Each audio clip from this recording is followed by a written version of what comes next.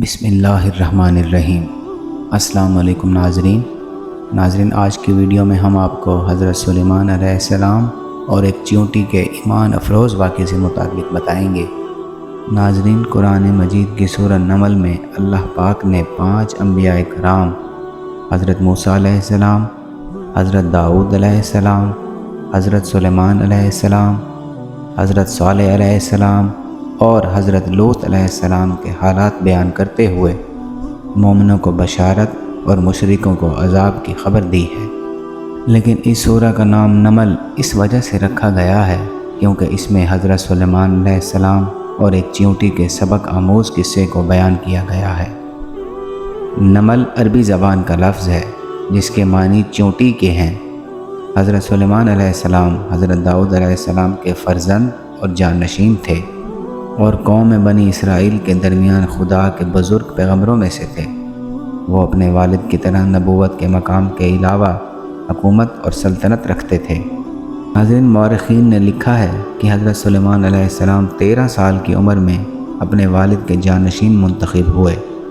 یہ اختلاف بنی اسرائیل کے عابدوں اور عالموں کے درمیان پیش آیا اور یہ ان کے لیے بہت بھاری تھا کہ انہوں نے مخالفت کی، لیکن ایک عرصے کے بعد ان کے انتظار کے برخلاف مہربان پیغمبر، عادل بادشاہ اور حکمران کو پایا اور اپنی رفتار سے شرمندہ ہوئے۔ اس عظیم پیغمبر کی زندگی کے کچھ حصوں کو قرآن مجید، حدیثوں اور اسلامی روایتوں میں بیان کیا گیا ہے۔ قرآن مجید میں حضرت سلیمان علیہ السلام کا نام 17 مرتبہ ذکر ہوا ہے کہ حضرت سلیمان علیہ السلام کے پاس علم اور حکمت تھی کہ جن، انسان، پرندے، حیوانات، ہوا، حتیٰ کہ شیطان ان کے کنٹرول میں تھا اور ان کے فرمان کے تابع تھے۔ قرآن مجید کی سورہ نمل آیت نمبر 17 میں ارشاد ہوتا ہے، اور سلیمان کے پاس اس کے لشکر، جن اور انسان اور پرندے جمع کیے جاتے، پھر ان کی جماعتیں بنائی جاتی ہیں۔ خدا نے حضرت سلیمان علیہ السلام کو حیوانات کی زبان سمجھنے کی قدرت عطا کی اور حضرت سلیمان علیہ السلام ہدہد اور چیونٹی کے ساتھ گفتگو کرتے تھے۔ قرآن مجید کی سورہ نمل آیت نمبر 16 میں ارشاد ہوتا ہے، اور سلیمان داؤد کا وارث ہوا اور کہا، اے لوگو، ہمیں پرندوں کی بولی سکھائی گئی ہے اور ہمیں ہر قسم کے ساز و سامان دیے گئے ہیں۔ حضرت سلیمان علیہ السلام اور ہدہد کی داستان اور اس طرح حضرت سلیمان علیہ السلام اور چیونٹی کی داستان قرآن مجید میں ذکر ہوئی ہے۔ حضرت سلیمان علیہ السلام اپنے مقصود تخت پر بیٹھے ہوئے تھے اور اپنی فوج کے ساتھ جا رہے تھے کہ ایک علاقے میں پہنچے جہاں پر چیونٹیاں بہت زیادہ تعداد میں تھیں۔ چیونٹیوں کے لیڈر ادھجا نے حکم دیا، جس وقت حضرت سلیمان علیہ السلام کا تخت نظر آئے ساری چیونٹیاں بھاگ جائیں۔ ناظرین، قرآن مجید کی سورہ نمل آیت نمبر 18 میں ارشاد ہوتا ہے، یہاں تک کہ جب چیونٹیوں کے میدان پر پہنچے تو ایک چیونٹی نے کہا، اے چیونٹیوں، اپنے گھروں میں گھس جاؤ، تمہیں سلیمان اور اس کی فوجیں نہ پیس ڈالیں اور انہیں خبر بھی نہ ہو۔ ناظرین، برکیف حضرت سلیمان علیہ السلام کے کنٹرول میں ہوا بھی تھی اور ہوا نے چیونٹیوں کے لیڈر کی بات کو حضرت سلیمان علیہ السلام کے کان تک پہنچایا تو حضرت سلیمان علیہ السلام مسکرائے اور خدا سے چاہا کہ وہ چیونٹیوں سے گفتگو کریں اور ہوا سے کہا کہ اس کے تخت کو نیچے لے جائے۔ چیونٹیوں کے لیڈر کو بلایا اور کہا، کیوں تم نے چیونٹیوں سے کہا کہ بھاگ جائیں؟ تم نے میری فوج سے کیا دیکھا ہے؟ چیونٹیوں نے کہا، اے خدا کے پیغمبر، مجھ پر غصہ نہ ہو، آپ بھی بادشاہ ہیں اور میں بھی بادشاہ ہوں اور چیونٹیوں کا لیڈر ہوں۔ خدا نے زمین کے 4 طبقوں کو مجھے عطا کیا ہے اور ہر طبقے میں میرے نیچے 40 افسر ہیں اور ہر افسر کے پاس 4000 چیونٹیاں ہیں۔ اگر خدا چاہے تو میں بڑے سے بڑے دشمن کو ہلاک کر دوں۔ تو حضرت سلیمان علیہ السلام نے دوبارہ پوچھا، تم نے کیوں چیونٹیوں کو کہا کہ بھاگ جاؤ؟ چیونٹی نے کہا، اس زمین میں خزانہ ہے اور انسان خزانے کا لالچی ہے۔ مجھے ڈر لگا کہ کہیں اس زمین کو نہ کھود ڈالیں اور اوپر نیچے نہ کر دیں اور میری فوج کو نقصان نہ پہنچے۔ ناظرین، یہاں پر آپ کو بتاتے جائیں کیوں چیونٹی نے یہ بات کیوں کی؟ کیونکہ حضرت سلیمان علیہ السلام جس وادی میں داخل ہوئے تھے، بعض مفسرین کا کہنا ہے کہ یہ وادی طائف میں تھی اور بعض کا کہنا ہے کہ شام میں تھی، اور اس وادی میں سونا اور چاندی کے ذخائر تھے۔ حضرت سلیمان علیہ السلام نے پوچھا کہ تم نے علم کو کہاں سے حاصل کیا؟ چیونٹی نے کہا، اے سلیمان، آپ یہ سوچ رہے ہیں کہ صرف آپ کے پاس علم ہے؟ خداوند تمام عقل اور علم ہر ایک کو نہیں دیتا۔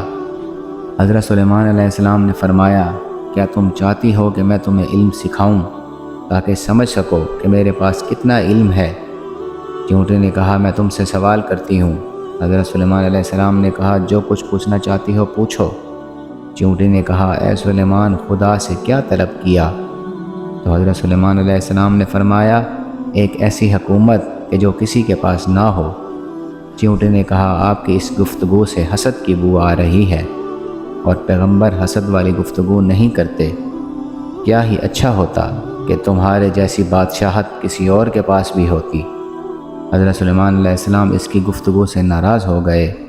چیونٹے نے کہا، ہاں سچی بات کڑوی ہوتی ہے، کیوں ناراض ہو رہے ہو؟ خدا سے اور کیا چیز مانگی ہے؟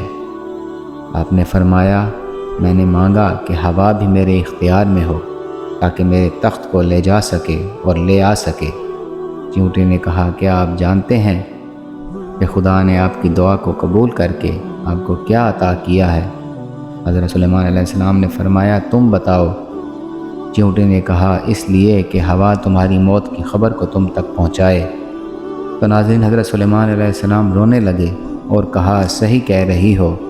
چیونٹی نے کہا، آپ نے اپنے اس چھوٹے سے تقاضے سے ایسی چیز طلب کی ہے کہ اگر صبر کرتے تو فرشتوں کو تمہاری فرما برداری میں عطا کرتا، کیونکہ آخری زمانے میں حضرت محمد صلی اللہ علیہ وسلم کے جو اس کے لیے اہم ہے تمہارے لیے اہم نہیں ہے، اور خدا فرشتوں کو ان کی فرما برداری میں عطا کرتا ہے۔ تو ناظرین، حضرت سلیمان علیہ السلام دوبارہ رونے لگے اور کہا، تم حکیم ہو، مجھے نصیحت کرو۔ چیونٹی نے کہا، اے سلیمان، خدا جس کو بھی سلطنت عطا کرتا ہے ضروری ہے کہ عوام کے ساتھ مہربان ہو۔ کیا آپ ہر رات اپنی عوام کے حالات سے باخبر رہتے ہیں؟ حضرت سلیمان علیہ السلام نے کہا، نہیں۔ چیونٹی نے کہا، میں ہر دن اور ہر رات اپنی قوم کے درمیان گھومتی ہوں تاکہ میری قوم میں سے اگر کوئی رنجیدہ ہے تو میں خود اس کے رنج کو دور کروں، اور جب تک میں سب کی خبر نہ لے لوں تب تک نہیں سوتی۔ حضرت سلیمان علیہ السلام نے تعجب کیا اور چیونٹی سے نصیحت حاصل کی۔ حضرت سلیمان علیہ السلام چاہتے تھے کہ اب واپس جائیں۔